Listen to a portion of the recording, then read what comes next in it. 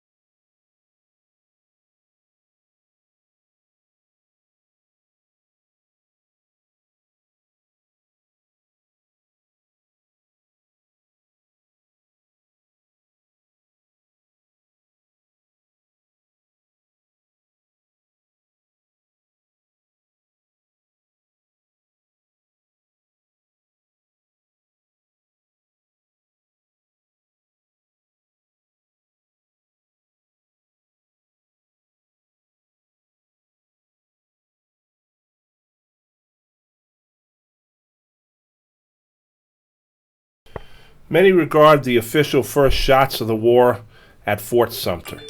Fort Sumter guarded the mouth of Charleston Harbor. It had been built by the federal government in 1825. It was an island built right into the middle of Charleston Harbor. It was part of the fortifications program that the U.S. undertook after the War of 1812 to protect against another possible British attack.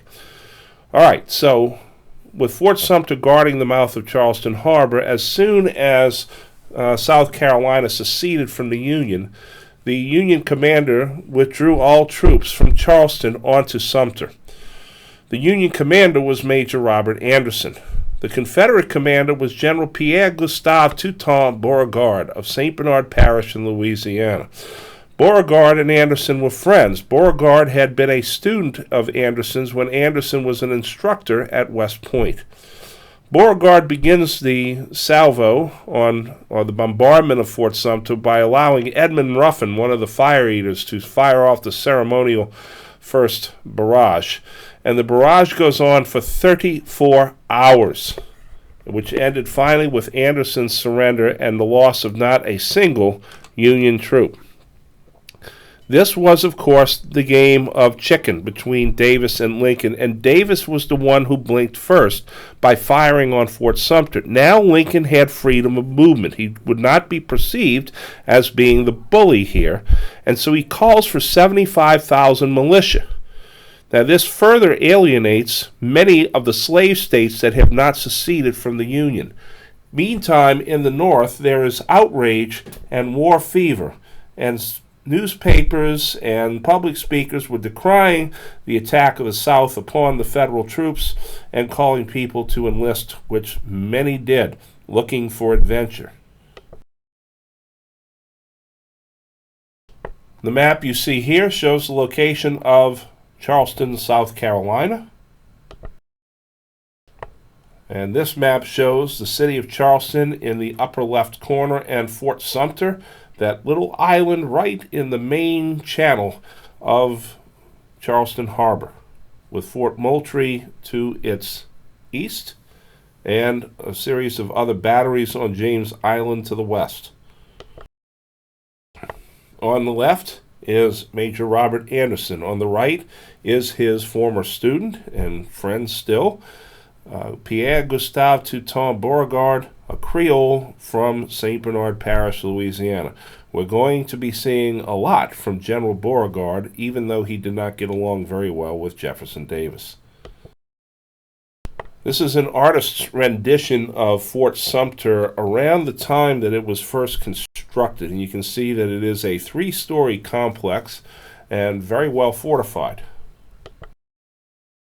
And this is Fort Sumter after the bombardment of 1861.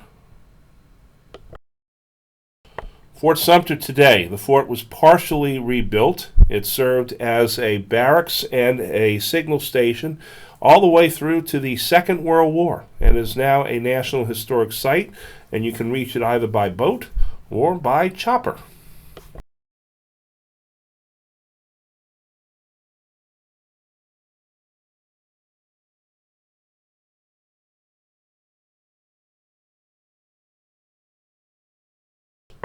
Lincoln's calling for the 75,000 volunteers to put down the rebellion alienated the slave states that had not seceded, Tennessee and Arkansas being among them, and they seceded soon after Fort Sumter. Now, Virginia seceded, but it was a very divided secession convention. The counties of the Northwest voted to stay in the Union and did not secede. Later, they become the state of West Virginia, and that's why Virginia and West Virginia have the look that they have today. Now, Kentucky and Missouri stay in the Union, and this is strategic because Kentucky is along the Ohio River, which is a very strategically important river, and Kentucky also has the main grounds for the raising of horses, which is so important to the Union cavalry. Missouri, for its part, is the most northernmost of the slave states, and to have a state so far north in the Confederacy would have been a serious problem for the Union strategically. And then there's the state of Maryland. Maryland's problem is that if it secedes, and it had strong secession sentiments, especially in Baltimore, if Maryland seceded, that would have put the capital city of the United States, Washington, a good 100 miles inside of Confederate territory. And so Lincoln forced Maryland to remain in the Union. It was a reluctant Union state, essentially by suspending habeas corpus and locking up suspected Confederate sympathizers, which amounted to the governor and almost the entire legislature at one point. The picture you see there is of a pro-Confederate mob assaulting federal officers and troops in Baltimore, Maryland. So by the Civil War, here you had the states of the Union in blue, the states of the Confederacy, which are in gray, and then the very key border states, Missouri, Kentucky, Maryland, and Delaware, which was not so much a key border state because it did not have a large number of slaves, but it was a slave state and therefore considered to be a border state. And if you look carefully, you'll see that the electoral map of 1860 pretty much resembles what the map is at the beginning of the Civil War.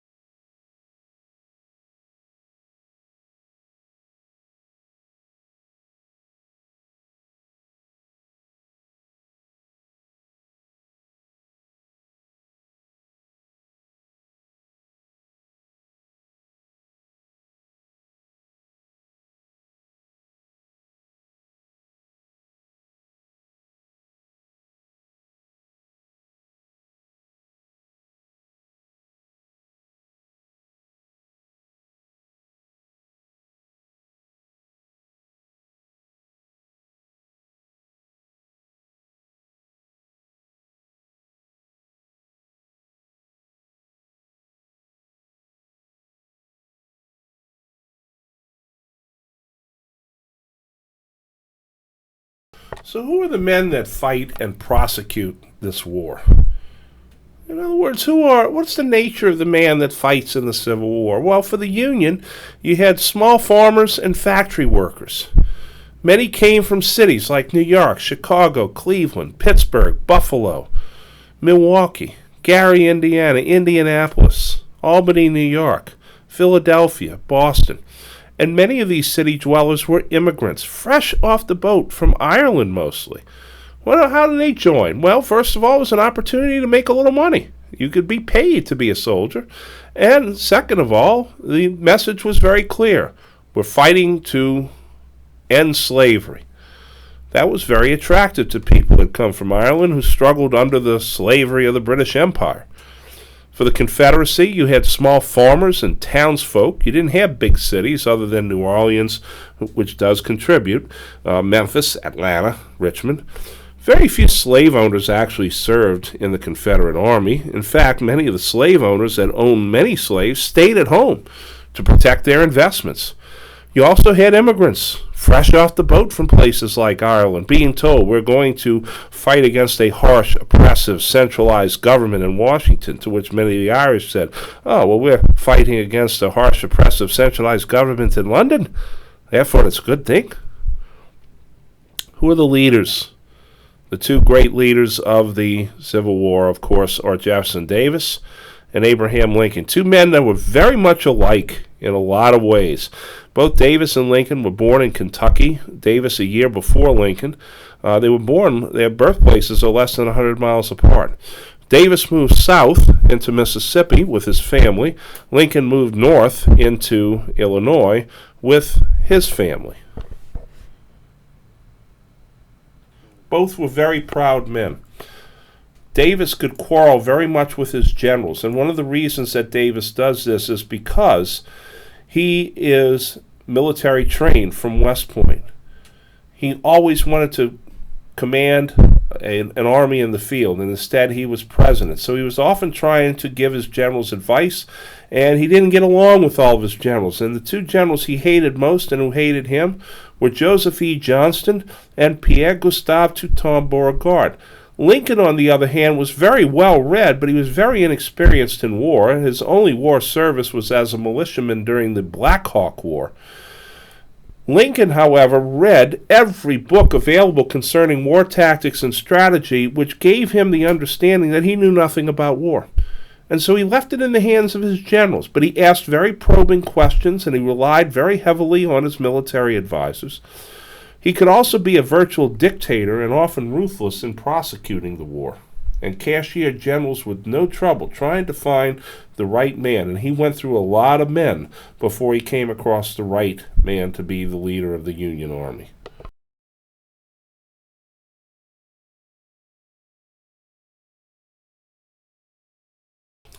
Now, this set of notes, you don't need to know. I'm not going to be asking you any particular questions on these individuals, but I want to show you who the Lincoln Cabinet was, which was a very diverse group, not always in one accord. They were extremely talented individuals, and all of them at some point or other felt that he could have done a better job than Abraham Lincoln. Many of these men had challenged Lincoln for the Republican nomination in Chicago. Hannibal Hamlin, who was his arch-abolitionist vice president from the state of Maine. William Henry Seward, who had been the leading candidate in 1860 before he fell second to Lincoln. He was Secretary of State. Salmon P. Chase, Secretary of the Treasury. He had the most contentious relationship with Lincoln and often sent Lincoln letters of resignation that Lincoln would always put aside until finally he couldn't take it anymore, and he accepted Chase's resignation, but then made Chase Supreme Court Chief Justice to neutralize him politically. Gideon Welles, the Secretary of the Navy, who was very innovative and forward-thinking. Henry Halleck, the Secretary of the Army, who was a very insecure man that loved to spread rumors about his generals, especially Ulysses S. Grant. Simon Cameron of Pennsylvania was Lincoln's first Secretary of War, but he was a very compromised man to the point of corrupt. In fact, he was so corrupt that Thaddeus Stevens once said that Simon Cameron wouldn't steal. The only thing he would not steal was a red-hot stove. When Simon Cameron demanded a retraction from Stevens, Stevens says, "You're right, I apologize, I misspoke. You would steal even a red-hot stove," and he will soon be cashiered and forced to resign as Secretary of War through scandal, and he is replaced by Edwin M. Stanton of Ohio as Secretary of War. Now, Stanton is actually a Democrat, and at first he absolutely despises Abraham Lincoln. But over time, Stanton comes to respect Lincoln and then love him like a brother, and in fact, it's Stanton that will stand over the stricken Lincoln's bed as his last moments of life dwindle away and say, now he belongs to the ages in a fit of emotion. Montgomery Blair of Missouri is his Postmaster General, a very important position for patronage reasons. The elderly Edward Bates served as the first Attorney General, and then he is replaced by James Speed as Attorney General. Caleb Smith and John Palmer Usher were his Secretaries of the Interior. Secretary of Interior was very important because part of the way that the federal government financed the Civil War was through the sale of federal lands, which was handled by the Department of the Interior. And the last member of the Lincoln cabinet and the team of rivals was Andrew Johnson, who was the vice presidential nominee in 1864. He becomes vice president with Lincoln. Andrew Johnson's a Democrat. He's from the state of Tennessee. He is the only Southern Democrat not to resign from the Senate. He'll serve as a Union general, and then he'll serve as vice president, and what a fateful decision that would be. Here you see the team of rivals in a portrait. Seated to the left with his hand over the arm of the chair is Edwin M. Stanton. With his arms folded and standing is Salmon P. Chase, Secretary of the Treasury of the famous Chase family. Lincoln seated, of course. The white bearded man is Gideon Welles, the Secretary of the Navy. Seated in front, giving his profile, is William Henry Seward. On the far right is Edward Speed, the Attorney General. And in the upper right, the two men are John Palmer Usher and Montgomery Blair, Usher being the shorter of the two men.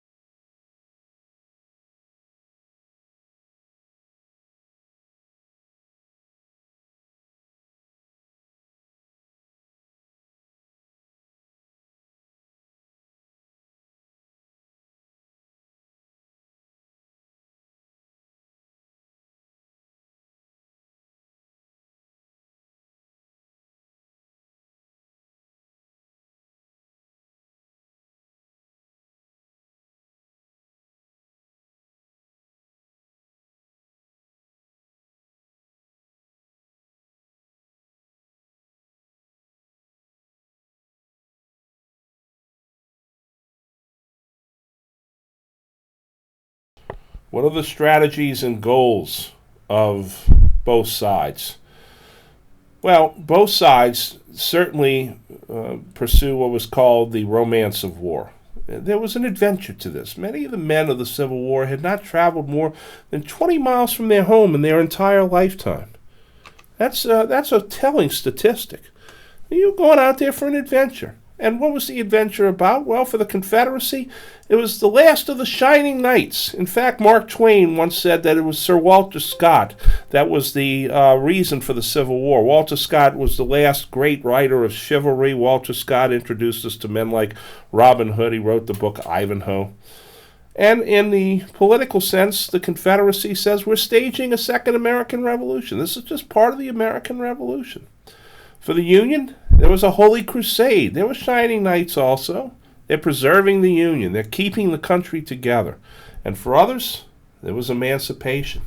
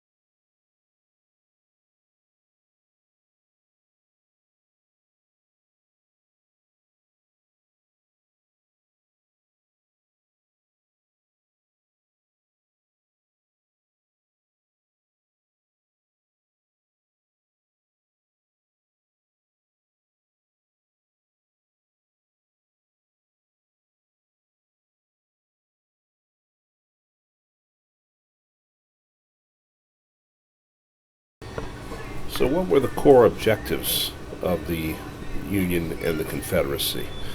Well, Winfield Scott, when he took the office as Commander in Chief for the short time, called what he termed the Anaconda Plan, which would be to blockade the Confederacy and then capture the railroads and control the rivers and strangle the supply lines of the Confederacy. Now, for the radical Republicans, there was also an aspect of vengeance and emancipation that went along with that. Now, for the Confederacy, their job was far more simple. They were to fight a defensive war, secure international recognition and support, especially that of Britain, and wear down the Union resolve to fight. They managed to get Britain to grant them not diplomatic recognition, but co-belligerency status, which meant that the British were going to adopt a wait-and-see attitude toward the Confederacy and the Civil War.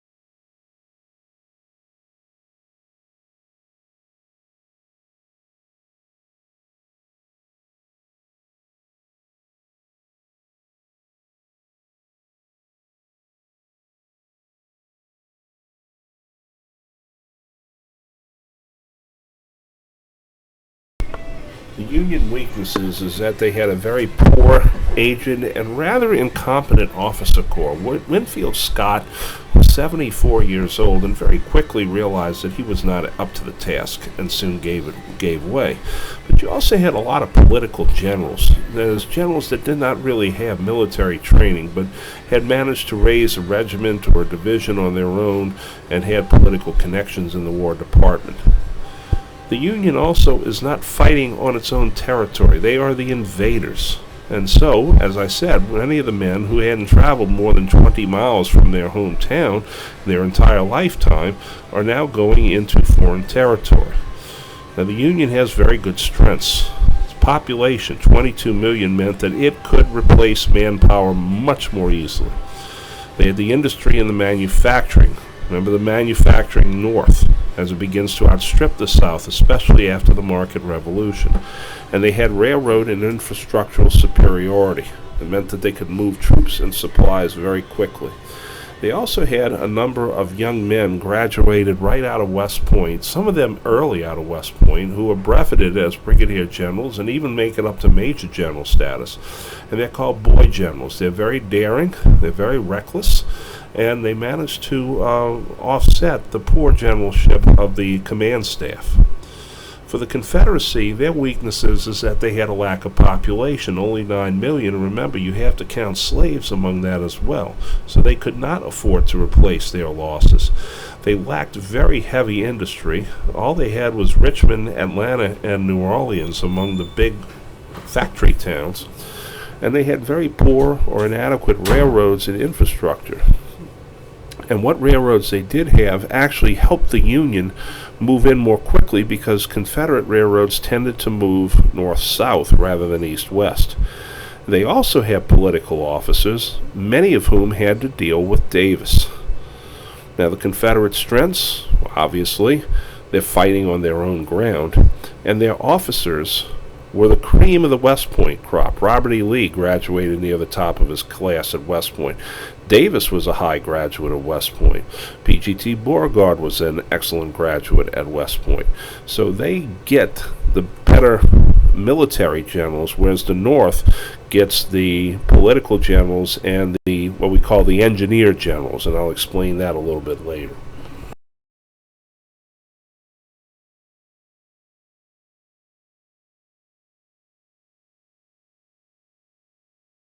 This photograph that you see here is of Winfield Scott at the time of the Mexican War when he was in his late 50s. Well, now you'll see that the image will become Winfield Scott at the time of the Civil War, which was, obviously, you're seeing an old man. Now here is one of the boy generals. Freshly graduated early from West Point. He actually graduated near the bottom of his class academically from West Point. He then immediately went and had his picture taken. His name is George Armstrong Custer, the famous Colonel Custer, who will be killed at the Little Bighorn, was breveted a brigadier general at the outset of the Civil War and was incredibly reckless and believed that he was invincible.